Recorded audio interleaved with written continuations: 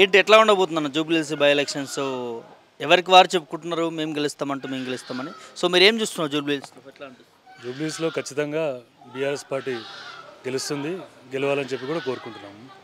ఎందుకంటే జూబ్లీహిల్స్ ఎలక్షన్ కేవలం జూబ్లీహిల్స్కి మాత్రం పరిమితం కాదు, ఇది తెలంగాణకి ఒక దిక్సూచిలాగా మారుతుంది. ఎందుకంటే కాంగ్రెస్ పార్టీ 2 సంవత్సరాల క్రితము 6 గ్యారంటీలు అని చెప్పి ఆచరణ సాధ్యం కాని కొన్ని పథకాలు పెట్టి అడ్డదారిలో ఈరోజు గవర్నమెంట్లోకి రావడం జరిగింది. ఆ పథకాలు ఎలాంటి పథకాలు కూడా ఈరోజు అమలు పరచకుండా ఈరోజు ప్రజలకు కల్లుబొల్లి మాటలు చెప్పి ఈరోజు కాలయాపన చేస్తున్నది. ఖచ్చితంగా జూబ్లీహిల్స్ ప్రజలు బీఆర్ఎస్ పార్టీని గెలిపించి కాంగ్రెస్ పార్టీకి ఒక చెంపపెట్టులాగా సమాధానం చెప్తారని చెప్పి ఈ సందర్భంగా. అంటే వాళ్ళు ఏమంటున్నారు మేమే గెలుస్తాము మాకే మెజారిటీ ఇస్తారు ప్రజలని కాంగ్రెస్ వాళ్ళు చెప్తున్నారు.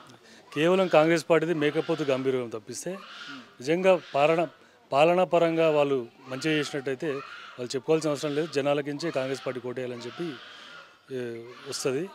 ఈరోజు మీరు చూస్తున్నారు ప్రసార మాధ్యమాల్లో మీరు చూస్తూ ఉన్నారు, ఈరోజు ఒక మంత్రికి మధ్యలో వాళ్ళకి సఖ్యత లేదు, సీఎంకు మంత్రులకు మధ్యలో సఖ్యత లేదు, సీఎంకు వాళ్ళ ఢిల్లీ అధిష్టానానికి సఖ్యత లేదు. ఇట్లాంటి ఈ చిక్కుముళ్ళ మధ్యలో రాష్ట్రాన్ని పూరా అతలాకుతలం చేసిన పరిస్థితి ఈ కాంగ్రెస్ పార్టీది. బీఆర్ఎస్ పార్టీని తిప్పి కొట్టాలని చెప్పి నిన్న కూడా స్టేజ్ మీద ముఖ్యమంత్రి మాట్లాడారు. ముఖ్యమంత్రి ఎన్ని మాట్లాడినా సరే అదే ముఖ్యమంత్రిని ఇదే హైదరాబాద్ ప్రజలు ఎంత గలీజ్గా మాట్లాడుతున్నారంటే అంత గలీజ్, అసలు నోటికి చెప్పరాని మాటలు మాట్లాడుతున్నారు. ఈరోజు ముఖ్యమంత్రి హైదరాబాద్ మీద హైడ్రా పేరు మీద వాళ్ళకు ఇల్లు లేకుండా లేకుంటే వాళ్ళకి స్థలాలు లేకుండా వాళ్ళ మీద రాక్షసులాగా ఈ 2 సంవత్సరాల రాక్షసహింస చేసిండు వాళ్ళని. ఖచ్చితంగా హైదరాబాద్ ప్రజలు విఘ్నులు ఖచ్చితంగా రేవంత్ రెడ్డికి బుద్ధి చెప్పే సమయం వచ్చింది. ఈ జూబ్లీహిల్స్ ఎలక్షన్ ఆధారంగా చేసుకొని రేవంత్ రెడ్డికి ఖచ్చితంగా బుద్ధి చెప్తారని చెప్పి అనుకుంటున్నాను. లోకల్లో దొంగ ఓట్లు ఉన్నాయని చెప్పి ప్రచారం సాగుతూ ఉంది. సో ఏం చెప్తారు దాన్ని? దొంగ ఓట్లు ఉన్నామని ప్రచారం అవసరం లేదు. దొంగ ఓటు వేసినా అని చెప్పి ఈరోజు ఎవరైతే నవీన్ యాదవ్ వాళ్ళ ఫాదరే డైరెక్ట్ బాహాటంగా చెప్తున్నాడు. నవీన్ యాదవ్ వాళ్ళ తమ్మునికే 3 ఓట్లు నుంచి మన కేటీఆర్ గారు కూడా చెప్పడం జరిగింది. ఈరోజు బాహాటంగా ఒక అభ్యర్థి వాళ్ళ తండ్రే నేను 15 ఏళ్ళ వయసున్నప్పుడే దొంగ ఓట్లు వేసినా నాకు ఇంత ఎన్నికల ఒక సర్కిల్ ఉందని చెప్పి చెప్తున్నప్పుడు వాళ్ళ మీద చర్యలు తీసుకున్నప్పుడు ఇది చాతకాని ప్రభుత్వం అని చెప్పి అనుకుంటున్నాం మేము. ఇదే చాతకాని ప్రభుత్వం అయితే ఖచ్చితంగా ఆయన మాటలకు ఖండన రావాలి, లేకుంటే ఆయన మీద యాక్షన్ అయినా తీసుకోవాలి. అట్లాంటి పరిస్థితి లేదు. ఇంకొకటి మీరందరూ కూడా గమనించాలి, ఇప్పుడు కాంగ్రెస్ పార్టీకి నుంచి నిలబడ్డ అభ్యర్థికి కాంగ్రెస్ ఐడియాలజీ లేదు అసలు. ఎందుకంటే ఆయన ఫస్ట్ నుంచి కూడా కాంగ్రెస్ పార్టీ కాదు, ఎంఐఎంకేలో వచ్చిన అతను. కాంగ్రెస్లో ఎంతోమంది లీడర్లు ఉన్నారు. కాంగ్రెస్ చెప్పుకుంటుంది 120 ఏళ్ళ పార్టీ అని మాకు చెప్పుకుంటుంది. 120 ఏళ్ళ క్రితం పుట్టిన పార్టీలా ఒక లీడర్ లేడా? ఈరోజు ఎవరో ఎంఐఎంకే నుంచి వచ్చిన అభ్యర్థిని తీసుకొచ్చి ఈరోజు కాంగ్రెస్ పార్టీ ఇలా నిలబెట్టడం జరిగింది. కాంగ్రెస్ పార్టీ బాగా మా సెక్యులర్ పార్టీ అని చెప్పుకునే పరిస్థితి ఉన్నప్పుడు మీరు అద్దెకు తెచ్చుకోవాల్సిన అవసరం లేదు క్యాండిడేట్లని. బీసీకి ఇచ్చినామని చెప్పుకుంటున్నారు కదా. నేనేమంటున్నా, ఇదే కాంగ్రెస్ పార్టీలో బీసీలు చాలామంది ఉన్నారు.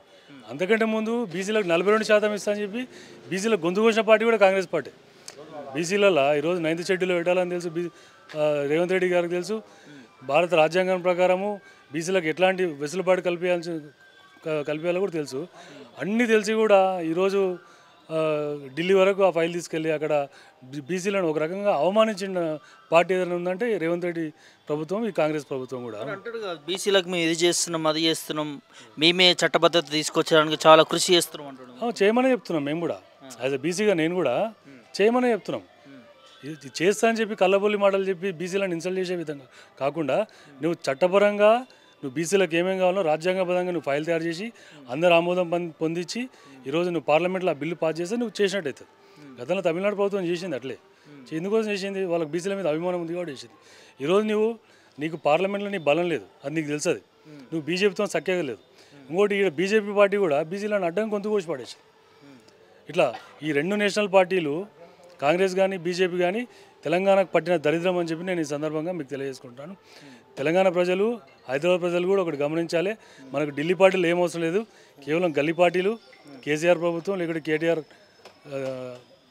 నాయకత్వం కావాలని చెప్పి కూడా మేము అందరం కోరుకుంటున్నాం. మళ్ళీ ఇంకో మాట కూడా, అంటే గతంలో ఎంపీ ఎలక్షన్లో కూడా అన్నాడు బీఆర్ఎస్ బీజేపీ ఒకటే, మళ్ళీ ఇప్పుడు కూడా అదే నినాదాన్ని ఎత్తుకుంటున్నాడు. ఎట్లా చూస్తారు దీన్ని? బీఆర్ఎస్ బీజేపీ ఒకటైనప్పుడు బీజేపీకి 4 సీట్లు గెలుస్తుంది, బీఆర్ఎస్కు 4 సీట్లు గెలుస్తుంది. అట్లా ఆ పరిస్థితి లేదు. మేము బీఆర్ఎస్ పార్టీ యాక్చువల్గా ఓడిపోయింది. ఇంకా నువ్వు రేవంత్ రెడ్డి గారు మా బడబాయ్ నరేంద్ర మోడీ అంటున్నాడు. కేసీఆర్ ఎక్కడ కూడా మా బడబాయ్ నరేంద్ర మోడీ అనలేదు. కేంద్రాన్ని ధిక్కరించిన మొనగాడు ఎవడు అంటే కేవలం కేసీఆర్. అట్లా నువ్వు రాజకీయ అక్రమ సంబంధాలు కేసీఆర్కి రావు, కేవలం రేవంత్ రెడ్డికి వస్తాయి. అందుకనే ఈరోజు సరే ప్రజలు గౌరవించారు, ప్రతిపక్షంలో పెట్టినంత మాత్రాన కేసీఆర్ క్రేజ్ కూడా ఎక్కడ తగ్గిపోలే. ఇప్పుడు కూడా కేసీఆర్ ఈరోజు జూబ్లీస్ ప్రచారంలో ఏ గల్లీకి ఇట్లా వచ్చినా సరే మళ్ళీ ఈరోజు మాగంటి సునీతమ్మ పెద్ద మెజార్టీతో గెలుస్తుందని చెప్పి కూడా అనుకుంటున్నాం మేము. జనాలు ఏమనుకుంటున్నారు ఫైనల్గా 2 సంవత్సరాల పాలన గురించి ఏం చెప్తారు? జనాలు ఖచ్చితంగా ఈ 2 సంవత్సరాలు నరకాయతం చూసి చెప్పి నేను ఈ సందర్భం అనుకుంటున్నాను. ఈరోజు మాగంటి గోపీనాథ్ అనే వ్యక్తి 3వ సారి గెలవడం ఇక్కడ. ఈరోజు బోరబండ కానీ, రైమత్ నగర్ కానీ, సుల్తాన్ నగర్ కానీ, ఇక్కడ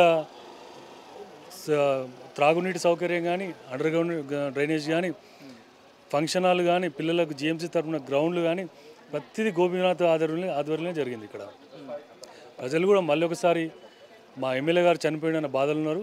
ఖచ్చితంగా ఎమ్మెల్యే గారు సతీమణి సునీతమ్మ గారికి పట్టం కట్టడానికి రెడీ ఉన్నారు. సరే ఈరోజు కాంగ్రెస్ పార్టీలో కొంతమంది రౌడీ మూకలు ఉండొచ్చు, జనాలను బేరు చేయొచ్చు, కానీ ఖచ్చితంగా సైలెంట్ ఓట్ బ్యాంక్ అనేది ఒకటి ఉంటుంది, మహిళా ఓట్ బ్యాంక్ అనేది ఉంటుంది. మహిళా ఓట్ బ్యాంక్ ఖచ్చితంగా బీఆర్ఎస్ పార్టీని సునీతమ్మని ఆశీర్వదిస్తా అని చెప్పి ఈ సందర్భంగా అనుకుంటున్నాం. ఫైనల్గా స్టార్ క్యాంపెయినింగ్లో అన్ని 3 పార్టీలకు సంబంధించి పేర్లు వచ్చాయి.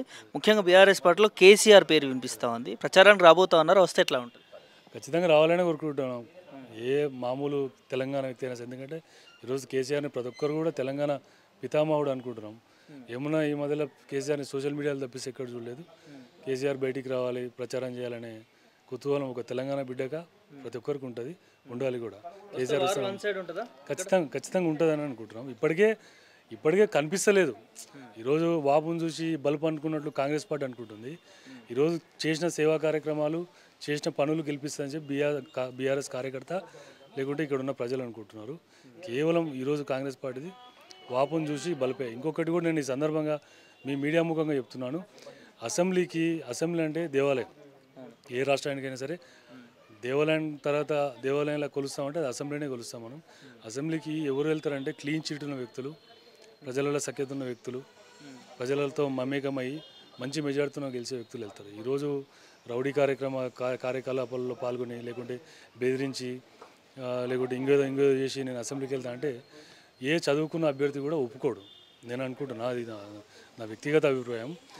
రాజకీయం అంటేనే పోరాటం. రాజకీయాలంటే దాదాగిరి చేసుడు కాదు, రౌడీయం చేసుడు కాదు. పోరాటం కించే రావాలి, పోరాటం కించే గెలవాలి. పోరాటం చేసినోడే అసెంబ్లీకి వెళ్ళి అప్పుడే ప్రజా సమస్యలు ఏందనేది అసెంబ్లీలో వాడు కొట్లాడగలుగుతాడు.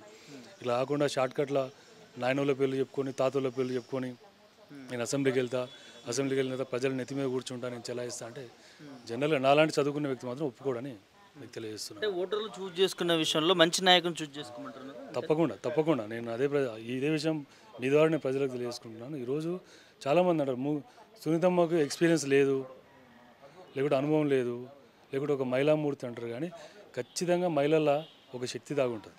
ఈరోజు భర్త చనిపోయిన తర్వాత కూడా నేను భర్త ఆశయాలు నిలబెట్టుకోవాలని చెప్పి ఈరోజు గల్లీలో పోయి తిరగాల్సిన అవసరం లేదు. కానీ తిరుగుతుందంటే ఆ మనసులో ఏదో ఒక ఆశయం ఉంది. అట్లాంటి వాళ్ళకి అవకాశం ఇస్తే నేర్చుకుంటారు. రాజకీయం అనేది పెద్ద విద్య ఏం కాదు. రాజకీయం అంటే సేవా దృక్పథం. ఖచ్చితంగా నేర్చుకుంటారు. అవకాశం వస్తుంది, అసెంబ్లీకి వెళ్తుంది. ఈ జూబ్లీకి సంబంధించిన ప్రజల సమస్యలని అసెంబ్లీలో బాహటంగా మాట్లాడతాయని చెప్పి కూడా మేము అనుకుంటున్నాం. మంత్రులు అయి ఉండి ఎట్లా చూస్తారు సునీతని? మగంటి సునీత గారిని ఇన్సల్ట్ చేశారు కదా. నేను ఈ మంత్రుల విజ్ఞతకే వదిలిపెడుతున్నాను. ఎందుకంటే ఒక మహిళామూర్తి అంత పెద్ద సభలో భర్త చెడిపోయిందని భావోద్వేగానికి గురైతే మంత్రి స్థాయిలో ఉండి ఆమె ఏడుపును కూడా వీళ్ళు ఇన్సల్ట్ చేసే పరిస్థితి ఉంది.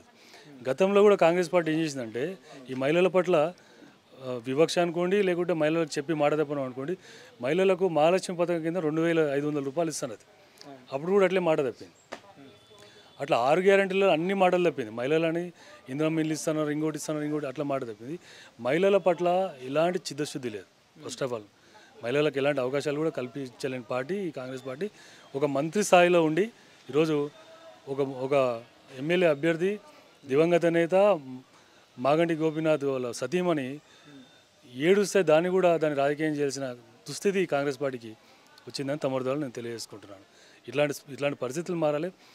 మహిళా శక్తి చాలా గొప్పది. మాకైతే బాగా నమ్మకం ఉంది. జూబ్లీహిల్స్ ఉన్న ప్రతి మహిళ సునీతమ్మ కోటేస్తారని చెప్పి మేము అనుకుంటున్నాం.